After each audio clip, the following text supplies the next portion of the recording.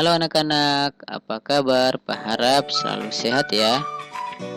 Nah, pada pembelajaran sebelumnya kita sudah belajar di subtema 3 tentang perubahan wujud benda. Sekarang kita sudah masuk pada subtema 4 dengan materi keajaiban perubahan wujud di sekitarku pada pembelajaran 1. Setiap hari terjadi perubahan alam di sekitar kita.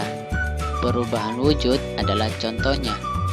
Hujan terjadi karena perubahan wujud. Makanan menjadi nikmat karena adanya garam yang diperoleh dari perubahan wujud. Perhatikan kebesaran Tuhan yang Maha Kuasa melalui perubahan wujud di sekitar kita. Garam membuat masakan menjadi lezat. Makanan yang tidak diberi garam terasa hambar. Sebutkan perubahan wujud yang terjadi pada pembuatan garam. Anak-anak perhatikan gambar berikut ini. Nah, ini merupakan gambar petani yang sedang memanen garam. Nah, garam dihasilkan dari air laut. Di pinggir pantai, petani garam membuat ladang garam. Ladang garam ini berbentuk tambak-tambak untuk menampung air laut. Ladang garam terbentang luas di pantai yang tidak memiliki banyak sungai. Contohnya di pantai utara Pulau Jawa, Madura, Sumatera, Sulawesi, dan pantai-pantai di daerah Nusa Tenggara. Bagaimana proses menghasilkan garam? Pertama, petani menyiapkan petak-petak tambak. Tanah di dalam petak tambak terlebih dulu harus dipadatkan. Setelah tambak garam dibuat, lalu diisi air laut dengan kedalaman tertentu. Air laut yang terkena sinar matahari akan menguap dan menghasilkan kristal-kristal garam. Untuk mendapatkan lapisan garam yang tebal, setiap hari harus ditambah air lautnya. Hal ini untuk menggantikan air laut yang menguap. Setelah sekitar 210 hari atau setelah musim kemarau berakhir, lapisan garam di dasar tambak pun harus segera dipanen. Memanennya jangan menunggu musim hujan tiba. Mengapa? Sebab kualitas garam akan menurun atau tidak bagus. Garam-garam setelah dipanen lalu dijual ke pabrik untuk ditambah zat iodium dan dikirim ke daerah-daerah. Nah, perubahan wujud yang terjadi pada proses pembuatan garam itu yaitu ketika air laut yang ditampung menguap ke atas sehingga menghasilkan kristal-kristal garam pada dasar tambak.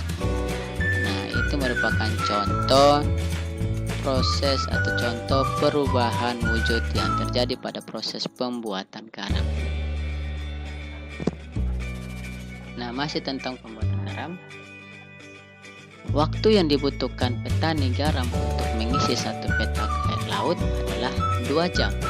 Nah, berapa lama waktu yang diperlukan dalam satuan menit? Nah, kita harus tahu dulu bahwa 1 jam itu sama dengan 60 menit. Nah, setelah itu kita kerjakan.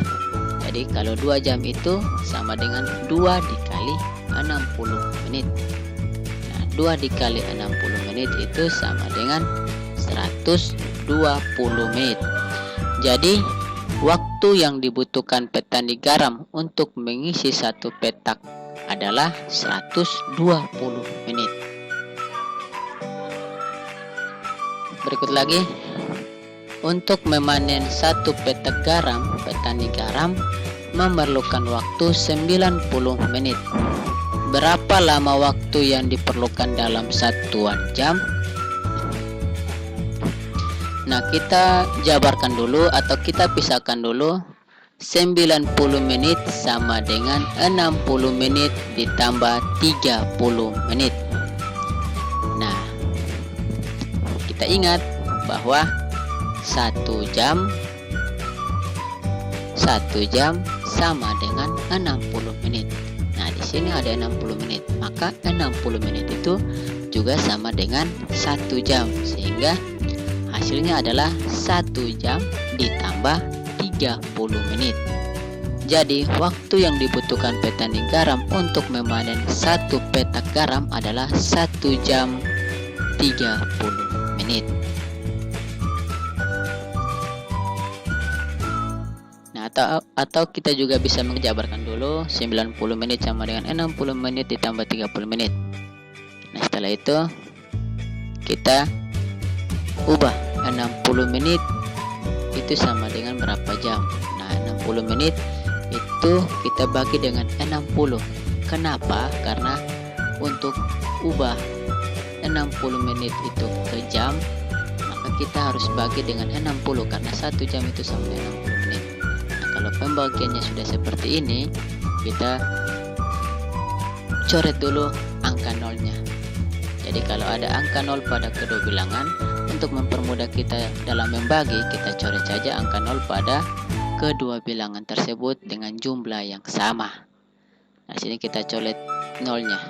Nah, sehingga sisanya itu adalah 6 dibagi 6. Nah, 6 dibagi 6 itu sama dengan berapa? Iya, sama dengan 1. Sehingga 60 menit sama dengan 1 jam. Sehingga waktu yang diperlukan juga sama dengan 1 jam 30 menit. Nah, anak-anak dapat mengerjakan soal-soal berikut ini di rumah. Jadi ubahlah satuan jam menjadi menit.